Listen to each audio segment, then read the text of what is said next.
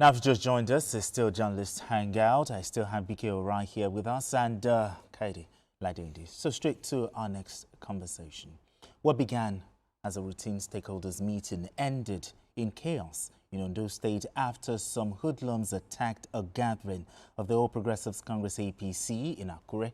The meeting was disrupted when suspected thugs stormed the venue with sticks, machetes and other crude weapons and allegedly assaulted the state party chairman Adetime and other participants. Reacting to the attack, Adetime noted that the hoodlums claimed they were members of the state chapter of the National Union of Road Transport Workers, NURTW. Now let's hear from the chairman. Okay, all right, BKO, let's look at this. Something must have triggered this, but I want to know what were the issues on the agenda of the stakeholders meeting that triggered this disruption by this? I think it's, this thing goes even a long time. Goes back a long time.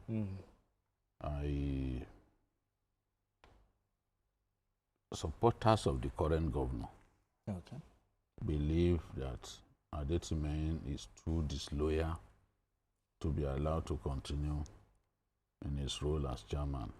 And they point to what happened at the time when Aketi was ill, and some people made up their minds that Lucky Orime Aida should not succeed his boss. They did everything possible. To frustrate him, and then President Tinubu stepped in, and the whole thing came to an end. And we, as journalists, hang out there, you know, so many times we are saying, no, this is the person who should take over. Absolutely. That's what the law says. And I'm sure the governor will remember the role that we played. Just the same way we played that role for the governor of Ondo State. It's about doing what is right.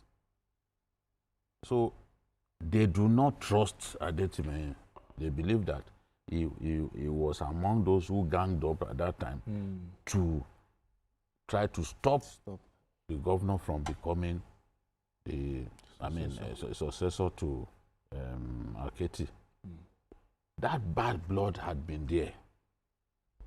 And so when he was attacked by these motor boys, let me just call them motor boys, they naturally felt that the governor's people instigated this attack.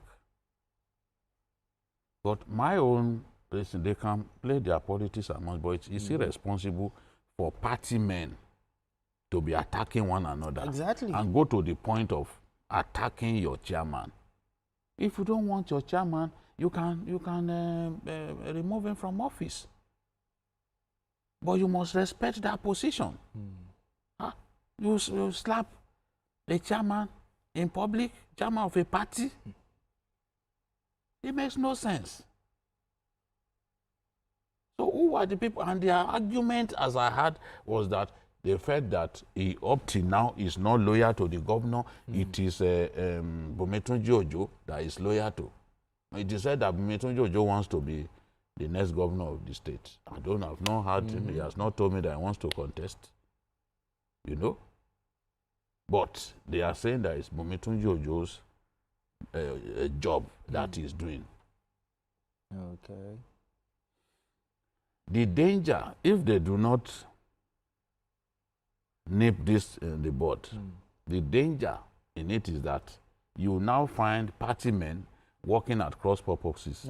Party men and women who refuse to forgive one another. One faction may go and work for the opposition, the enemy, in quote. One faction may go and work for Accord. One faction may go and work for ADC. That's why party leaders in Abuja must see what has happened as dangerous. Because it wasn't even Adetime alone that was injured. There are people who are in hospital as we speak. And if they are not careful, even this violence will spread. It has the capacity to spread. So there's a need to nip it in the bud, call the people together and resolve this. I expect the national chairman of the APC to wade into this crisis, because beating up a state chairman of the party in public, slapping him in public is enough humiliation that I had never seen before. At least you will respect somebody who is your apex leader. That office. Or to beat him up in public for any reason. No, the people who sent those thugs, they need to be unmasked. You have no right to visit violence on anyone. You will have disputes, but those disputes can be resolved. Sure. But beating up someone of the stature of a state chairman of APC is a no-no. It's a no-no. I'm not saying, I don't have his number, we are not close. But I know that it is wrong to beat him in the way that they're beating him. Absolutely. I mean, looking at what BKO said, should the national leadership of the APC step in, wading into this? So do you think it's not necessary for them to? It's not just enough for the national leaders to step in and really, using the word now, unmask the people, because the governor has responded. He was accused of masterminding it. He has responded through the commissioner for information that he has no hand in that. So what this simply means is that the culprits, it should be very easy to unmask them, get them arrested, and do the needful. Let people know that the days of thuggery is over. Let's bring sanity into our politics. This is one of the things that people who are decent, people who have some level of respect, are scared of coming into politics. So this should be totally condemned, and I want to believe the governor has done that beyond denying it.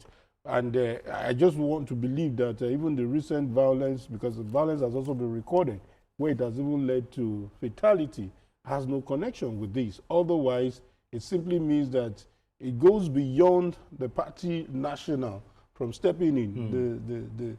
The police should also step in. Yeah, to unmask, exactly. They should deal with these people, and we should see to a logical conclusion where people believe that irrespective of who sent you, you understand, you can't go scot-free. And this is probably one of the ways where people would say that justice should not just be served, it should be seen to have been served.